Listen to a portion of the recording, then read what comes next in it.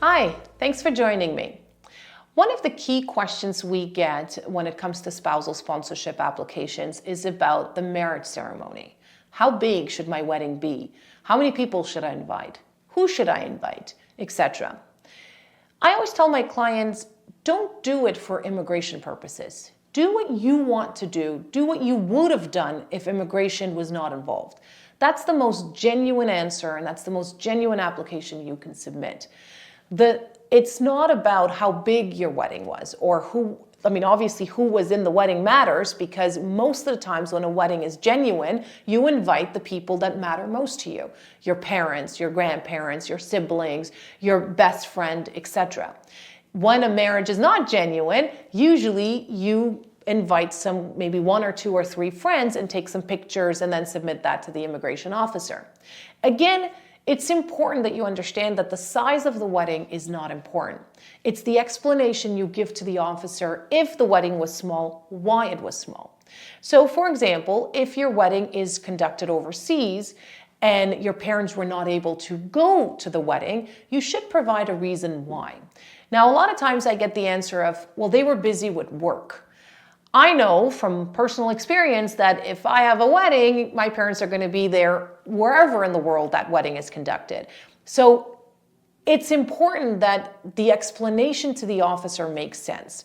You might get away with having one or two individuals not attend your wedding because maybe they had prior commitments, but you cannot get away with explaining that for every single individual.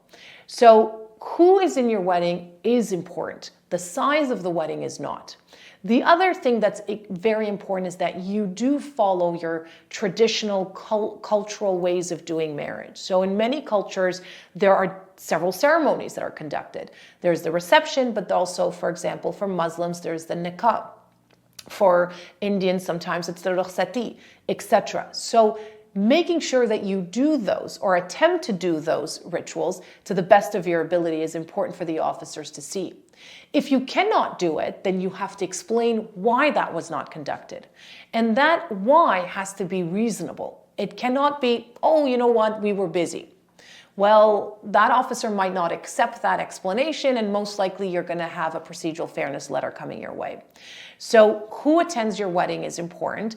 When those individuals attend your wedding, make sure you take a copy of their flight ticket, take a picture with them. On the picture, write their name, write the date of the wedding, and all the things that you did during the wedding, like cutting the cake, signing the nikah, etc., needs to be documented. So those pictures are important. A lot of times I see pictures with just the two couples, right? There's the couples and they're happy, they're hugging each other. That's not enough. You might want to just add one or two pictures of that, but majority of your pictures should actually focus on the reception, should focus on the rituals that are being conducted, the individuals who attended the wedding, that witnessed your wedding, etc. So try to make sure you get pictures with these important individuals, your mom, your dad, your grandparents, your siblings, your best friend, anyone else that is maybe the person that introduced you two together. Individuals that are important in your lives should be documented, well documented. In addition to that, I always recommend that we obtain reference letters from these individuals. So having just the picture might also not be enough. That reference letter should not just mention, I attended this wedding on this date. That's too cold. It doesn't seem personal. I know that if I was requested to draft a personal statement, I could go on and on and on about someone I care about. So at least a paragraph or two about how this individual knows you, that they attended the wedding, mentioned that they had a great time at the wedding, etc. So make it more personal, make it more believable.